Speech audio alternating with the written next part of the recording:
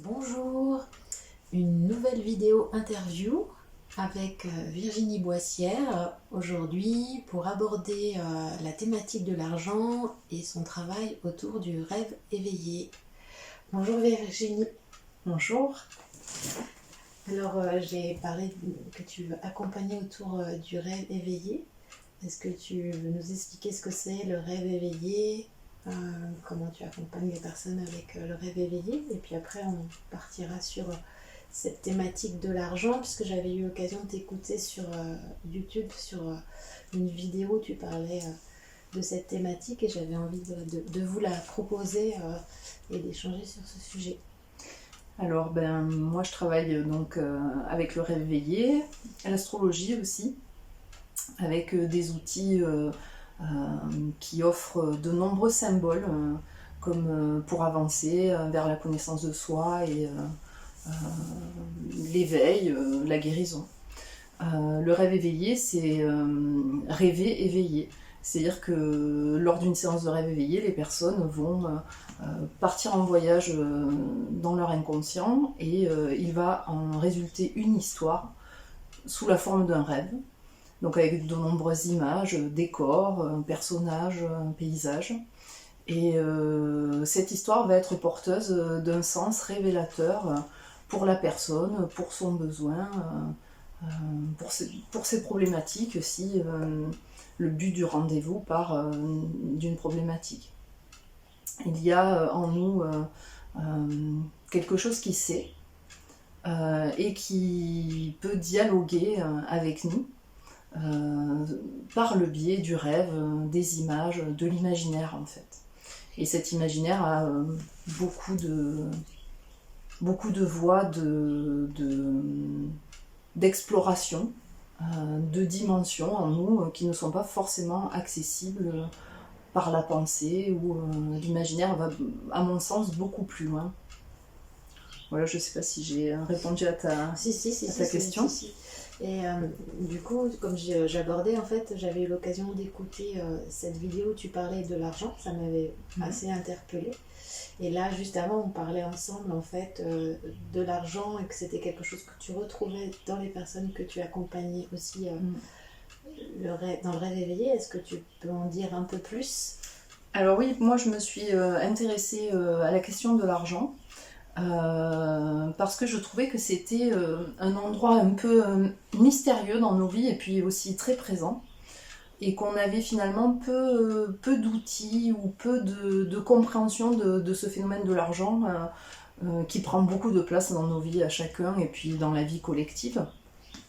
Donc j'ai commencé par m'y intéresser déjà à comment ça fonctionne l'argent, qu'est-ce que c'est notre système financier, notre système bancaire, notre système économique, alors pas de manière experte, mais juste citoyenne en fait.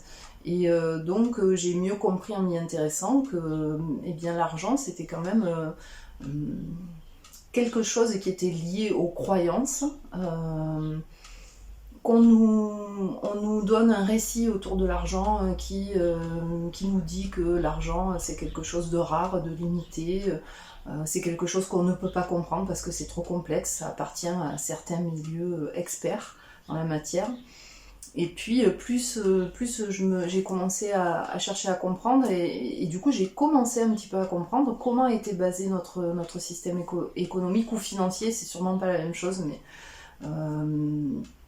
et que en fait notre argent, notre système bancaire nous vend un argent soi-disant rare et limité qui est en réalité un récit. Finalement nous c'est, si on y regarde bien, du papier, des écritures informatiques, et on y imprègne une histoire qui nous fait dire que c'est rare et limité. Mais en soi, ce n'est pas rare et limité.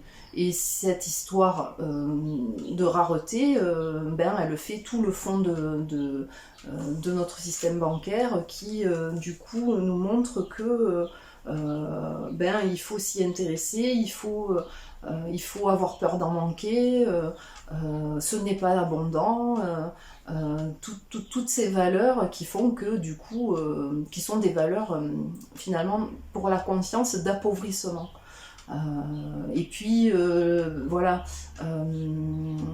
comment est-ce que nous on va se réemparer de ce récit? Alors ça c'est tout le contact avec mon travail en rêve éveillé, c'est qu'en fait les récits de notre vie nous appartiennent ou peuvent peut-être nous appartenir, mais parfois nous échappent.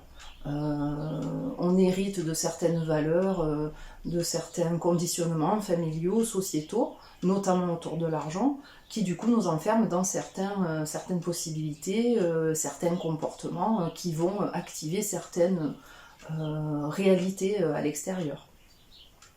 Donc c'est vrai que peut-être que il y aurait besoin de dépolluer l'argent de toutes ces croyances de limitation, de dette, d'appauvrissement, pour mieux comprendre comment c'est quoi le véritable but de l'argent, qu'est-ce que c'était au départ. Et l'argent au départ, eh bien, c'était un moyen d'échange. On avait des kilos de riz, on voulait des fraises, eh bien on utilisait l'argent comme moyen d'échange sans avoir besoin de porter sur son dos les 50 kilos de riz qu'on allait devoir échanger. En tout cas, ça a commencé d'une histoire comme ça, et puis ça s'est complexifié jusqu'au point où aujourd'hui on croit qu'on n'y comprend plus rien, mais c'est toujours la même histoire. Donc là, je pourrais aller très loin sur cette histoire du système bancaire, je ne sais pas si c'est le but. C'est qu'en fait tu fais le lien qu'il y a la croyance en fait dans l'inconscient collectif et un héritage par rapport à l'argent. Il y a l'histoire familiale, ce qu'on nous transmet par rapport à l'argent, et il y a l'histoire de l'humanité par rapport à l'argent qui était un moyen d'échange en fait. Après, ce que je me demandais, c'est en tant que femme ou en tant qu'homme, est-ce qu'on a la même relation à l'argent? Est-ce qu'il y a des changements aussi? Certainement pas. Parce que j'imagine que, en fait, les femmes, déjà, on n'a pas un accès à l'argent, en tout cas en Occident, depuis très longtemps. Avoir un compte bancaire, je crois que le droit au compte bancaire pour les femmes, ça s'est fait après le droit de vote. Donc ça veut dire que les femmes étaient totalement dépendantes financièrement pendant longtemps de leur mari, en fait, ou de leur famille, si elles n'étaient pas mariées. Mais en tout cas, elles n'avaient pas d'autonomie financière, donc c'est certain qu'aujourd'hui, même si on est 70 ans plus tard, il y a sans doute des restes de cet inconscient collectif, ou cette conscience collective. Ce qui me traverse, c'est aussi que l'argent parle de la valeur, en fait, de la valeur de soi, de la valeur de son travail, de la valeur de quelque chose qu'on acquiert par le fait de l'acheter ou dans cet échange, en fait. Alors c'est vrai que pour travailler sur sa relation à l'argent, ou guérir sa relation à l'argent, ça va être aussi important de bien travailler sur ses propres croyances. Donc d'où on vient à l'endroit de l'argent, c'était quoi, comment nos parents relationnaient avec l'argent quand on était enfant, de quoi on hérite, c'est quoi nos expériences du quotidien avec l'argent. L'argent c'est une énergie, donc ça circule. Donc comment ça circule dans notre vie, de la même façon que au départ l'argent a été créé pour faire circuler des productions ou des objets. Aujourd'hui, l'argent, ça reste une énergie en circulation. Donc comment ça circule dans ma vie personnellement, comment ça rentre. Là, peut-être la question de la valeur, elle est à cet endroit-là.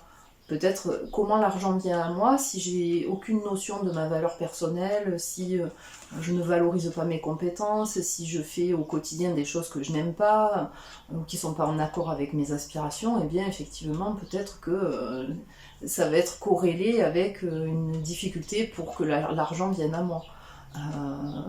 Des fois on gagne sa vie, l'expression est aussi intéressante, gagner sa vie, avec des compétences qui ne sont pas forcément nos véritables dons ou talents. Parce qu'on n'imagine pas qu'on peut gagner sa vie avec ses dons et ses talents. Donc ça peut être aussi une part du travail à faire sur la guérison de la relation à l'argent. C'est sur la valeur que je me donne. qui est de toute, qui est naturelle, la valeur que tout être humain a, il l'a en naissant. Mais aussi la valeur que j'accorde à mes compétences, à mes dons, à ce que je peux amener comme plus-value à ce monde finalement. Là où j'ai mes dons, mes compétences, c'est les plus-values que je vais amener à ce monde. Et donc en termes de valeur, c'est aussi c'est ma valeur, mais c'est aussi la valeur que je vais donner à ce monde, supplémentaire, par ma présence. La valeur, c'est donc aussi... donc dans cette circulation de l'argent, il y a comment il vient à moi, il y a aussi comment je le redistribue derrière. Donc ça, c'est deux portes vraiment intéressantes pour observer l'énergie d'argent dans sa vie et pouvoir travailler dessus concrètement. Parce que la façon dont l'argent va ressortir, est-ce que c'est facile pour moi de le dépenser? Est-ce qu'il me brûle les doigts? Est-ce que du coup, dans quoi je le dépense? Forcément, l'argent, là où je vais mettre l'argent, si je regarde mon chéquier ou mes dépenses, elles vont parler de mes valeurs. C'est-à-dire, moi par exemple, je vais peut-être le dépenser pour mon évolution personnelle, pour me former. D'autres personnes vont acheter des œufs, les œufs les moins chers, d'autres vont les acheter bio, d'autres vont les acheter parce que les poules sont en liberté. Donc tout ça, ça va parler aussi, l'argent va parler toujours aussi de nos valeurs. Qu'est-ce qu'on... Voilà, c'est quoi le plus important pour nous? C'est pour ça que l'argent, ça a une importance capitale. C'est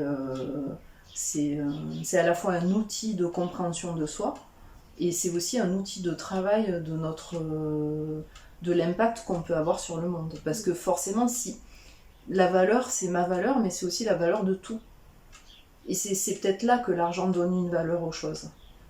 Parce que si j'achète quelque chose qui a été fabriqué par des enfants très malheureux, ou qui soutient une production qui soutient une forme d'esclavage dans notre monde, de souffrance, eh bien cet argent-là, en fait, il va quand même être imprégné, cette énergie va être imprégnée de cette souffrance. À un moment donné, la façon dont je dépense mon argent a un impact concret sur mon énergie et sur ce monde. J'ai un vrai pouvoir finalement à travers ça. Donc en fait, ce que tu nous dis, c'est que l'argent, en fait, c'est une énergie, et la vision que j'ai de cette énergie, ou ce que j'y mets dans cette énergie, à la fois elle va contribuer à une certaine énergie ou à certaines choses, et en même temps elle va contribuer à moi-même sur une énergie personnelle, sur ma vie. Donc c'est intéressant parce que en fait l'argent, c'est comme si c'est quelque chose qui est...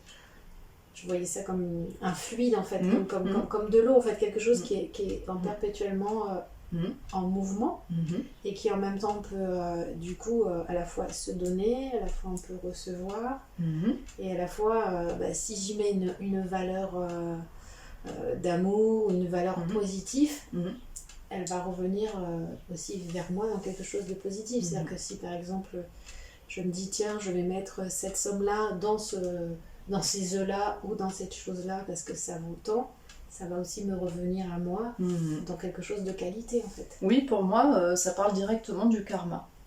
C'est-à-dire, le karma, c'est la loi des causes et conséquences. Il y a un moment donné, il y a un karma, c'est pas que matériel, un karma. C'est subtil. Donc effectivement, là, ce que je vais imprimer dans cette énergie avec mes croyances au départ, c'est mes croyances qui sont un peu le gouvernail de l'énergie d'argent dans ma vie. Si je suis persuadée que les fins de mois sont difficiles, je vais avoir peut-être plus tendance à vivre des fins de mois difficiles que pour d'autres personnes qui ont des croyances plus positives à l'endroit de l'argent, ou différentes choses s'ils ont des croyances différentes. Dans tous les cas, c'est vrai que... oui, je reviens sur la question de karma. Ce que je vais... la valeur positive que je vais imprimer à cette énergie va avoir un impact sur ma vie et sur le monde. La façon dont je vais consommer va avoir un impact sur ma vie et sur le monde. Donc l'argent, ça nous amène à se questionner sur notre engagement vis-à-vis de nous-mêmes, vis-à-vis du collectif. Oui. Et qu'est-ce qu'on fait de l'argent? Oui. Qu'est-ce qu'on fait de l'argent? Comment on l'utilise? À quoi il sert? Et puis quelle est sa véritable fonction aussi. Tu vois, par exemple, si on revient sur les systèmes bancaires qui permettent aujourd'hui d'accumuler de l'argent, voilà, de le cumuler sur des comptes en banque, qui n'a aucun intérêt pour le collectif ou pour la planète, alors qu'au départ, c'est une énergie de circulation. Ça doit circuler. Le but, c'est moyen d'échange. C'est pas, ça n'a pas de valeur en soi. L'argent, ça ne devrait pas en avoir. Donc le but, c'est pas de spéculer, mais oui. le but, en fait, c'est d'être en relation. C'est d'échanger. C'est d'être en relation, puisque l'argent permet finalement une relation. Je te donne, tu me donnes. C'est ça. Ça va toucher au donner-recevoir de l'amour. On est dans l'argent, pour moi, c'est une manifestation de l'énergie d'amour sur notre planète, qui peut être très pervertie, mais l'amour aussi finalement. Et du coup, là, il y a peut-être, en travaillant sur le côté très concret de l'argent, comment moi je fonctionne avec, c'est quoi mes blocages avec cette énergie-là, que je peux faire évoluer aussi pour améliorer ma vie, mais c'est quoi aussi la façon, enfin qu'est-ce que je nourris dans ma façon de dépenser de l'argent ou de l'utiliser, à quoi je le donne l'argent, ben c'est sûr que si je le donne à des projets qui sont évolutifs, qui prennent en considération la régénération de la planète, le bien-être humain, des valeurs humanistes, évolutive pour tous, à un moment donné, je vais avoir à mon petit niveau un impact sur l'évolution collective. Ça vaut vraiment le coup de se poser la question de la valeur aussi de ce qu'on achète. Quand on achète quelque chose, des fois on dit « Ah, mais ça c'est moins cher ». Oui, mais c'est moins cher, mais à quel prix ? Parce que qu'est-ce qu'il en coûte derrière d'acheter du moins cher et qui du coup appauvrit notre monde. Ou au contraire, mettre un peu plus cher dans ses œufs, j'y reviens, mais parce que c'est des poules qui sont heureuses, qui vont nourrir un terreau, qui amènent une autonomie financière à des producteurs, qui est local. À un moment donné, peut-être que ça vaut le coup de se poser cette question-là de comment est-ce que nous, on va rentrer dans un système, participer avec notre argent à un système régénérateur, positif. Et tout à l'heure, en fait, tu me parlais aussi, puisque tu as aussi cette, on va dire, casquette, dans ton panier, tu as aussi tous les outils de l'astrologie. Et on avait parlé, voilà, peut-être de faire du lien avec l'astrologie actuellement, ou l'astrologie avec l'argent. Oui. Il y a aussi matière là.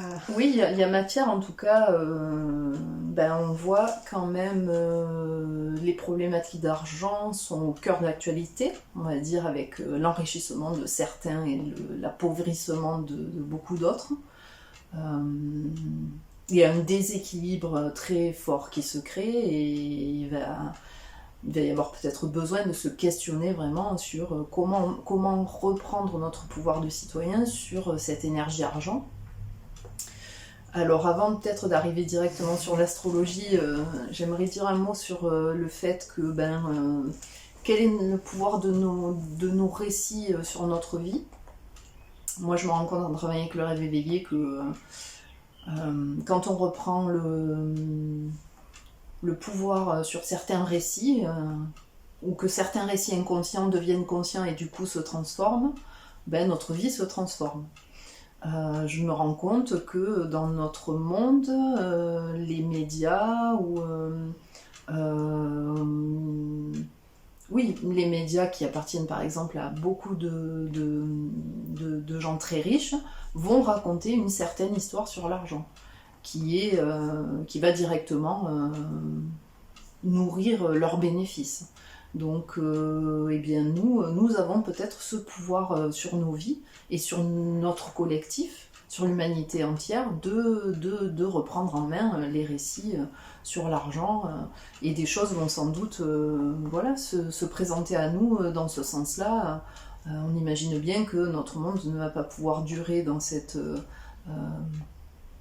surpollution, pillage des ressources naturelles pour justement le bénéfice de certains. Ça va pas pouvoir durer des centaines d'années dans tous les cas.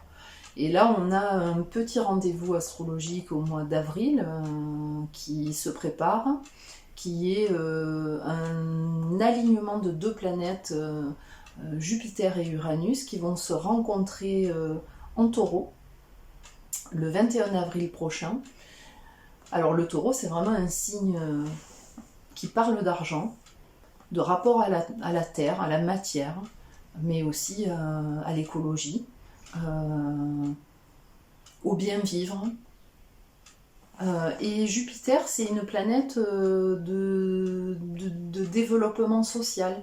Comment on prend notre place, quel rôle on joue, du rôle social, de la fonction sociale. Avec un facteur réussite, c'est une planète plutôt qu'on dit positive, on va le dire comme ça. Et puis on a Uranus, le grand révolutionnaire, qui vient tout changer. Qui vient tout changer dans un signe où d'habitude les choses sont extrêmement fixes et stables. Donc on peut s'attendre quand même avec cette conjonction du mois d'avril à quelque chose de un petit peu, voilà, soit qui met en péril le système financier actuel, ou qui amène de nouvelles façons de l'utiliser, peut-être. Ça peut être autant d'un côté que de l'autre, d'ailleurs, avec peut-être de nouvelles visions qui peuvent naître aussi. Uranus, c'est aussi la révélation, c'est la foudre, donc les prises de conscience soudaines. Donc on peut être amené à vivre peut-être un effondrement financier, c'est possible à ce moment-là, ou quelque chose en lien avec ça, mais aussi avec l'invitation à accéder à autre chose, une autre vision concernant cette énergie-là en fait. Peut-être d'autres modèles qui se présentent, voilà. Après l'astrologie parle de lignes de force qui se rencontrent et dans le concret, elles vont avoir ces lignes de force des manifestations très différentes de ce à quoi on peut s'attendre des fois. Et puis pour chacun, ça va venir toucher un aspect de son thème natal particulier, une maison, un domaine de vie, donc et là ça peut amener des chamboulements, des changements, soit dans le terme de réussite ou de perte aussi, hein, dans un domaine de vie qui va être mis en chantier à ce moment-là, particulièrement ce jour-là, puisque c'est extrêmement puissant ce jour-là. Bon, on va noter 21. Oui. Et du coup, tu as des prochains ateliers ou stages oui. D'ici peu. Est-ce que tu veux nous transmettre Alors j'ai des actualités.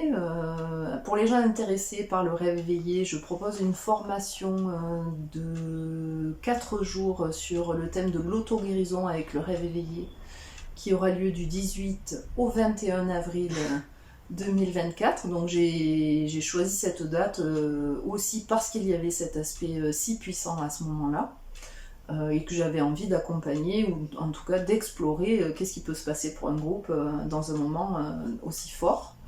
Ensuite, je vais proposer 3 journées complètes sur la question de la relation à l'argent, guérir notre relation à l'argent et vivre l'abondance. Ça, j'en ai pas parlé de l'abondance, mais bon, c'est beaucoup plus vaste que l'argent, on le sait bien. Et donc là, les dates, ça va être le dimanche 31 mars, toute la journée, le dimanche 5 mai et le dimanche 9 juin. Donc vous pouvez participer à une de ces journées ou aux 3. Il n'y a pas d'obligation de faire les 3. Chaque journée va porter une thématique, et ça vous pourrez le retrouver sur mon site internet l'artderêver.com. Peut-être qu'il faut qu'on fasse une prochaine vidéo sur l'abondance. Oui, c'est vrai que c'est un vrai sujet. L'abondance, peut-être beaucoup de gens qui ont l'impression de ne pas avoir d'argent ont l'impression d'être dans l'abondance. Vaste question. Vaste question. Alors à bientôt pour une prochaine interview. Merci Yael. Merci de nous avoir écoutés, de nous avoir regardés, et puis à bientôt.